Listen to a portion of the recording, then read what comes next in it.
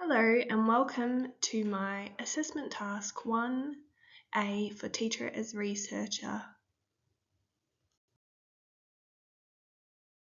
I will be presenting my research on documenting how I identify and support children with additional needs within my family daycare setting.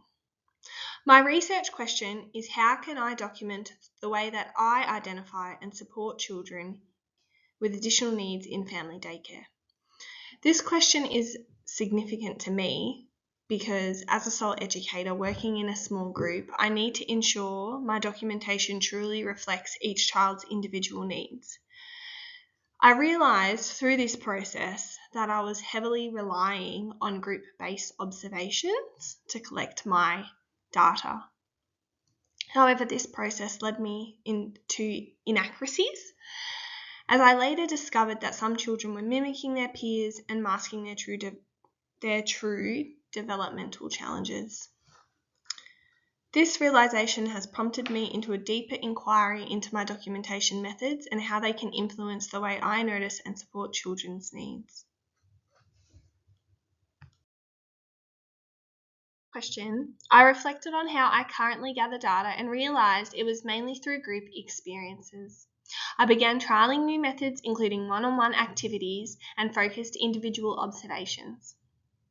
Drawing on my knowledge of sociocultural learning, I understand that group dynamics can significantly influence behaviour, particularly when children imitate others.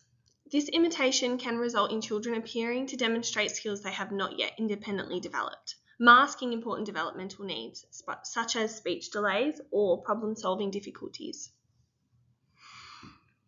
I observed this pattern in several children where they were mimicking behaviours and gave the impression of milestone achievement that did not reflect their true capabilities.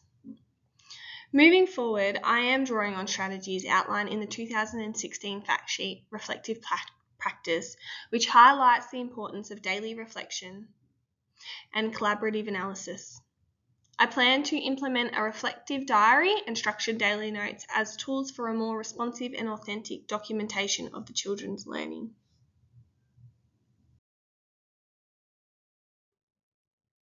On my findings table, it was very evident that my group approach to data collection wasn't working.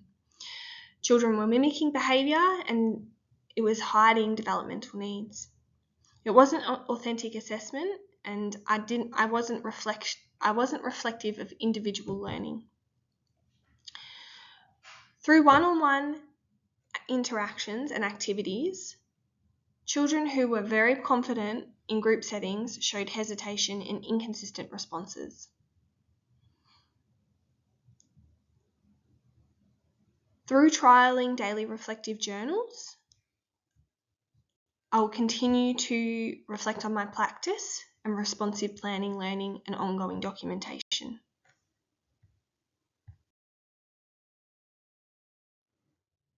Analysis plan. To analyse the data, I will look for emerging patterns across all my observations and reflections, and look for the differences between group and individual settings. I'll explore how children's general abilities emerge when the environment is adapted to allow them to demonstrate learning without peer influence. I also want to assess how reflective practices such as journaling help me notice and respond to learning needs more ethically. According to the EYLF, learning is relational and best supported when educators scaffold children's development within their zone of proximal development. Recognizing that some children imitate peers in group contexts has prompted me to rethink my approach so that I can better capture their authentic capabilities through one-on-one interactions.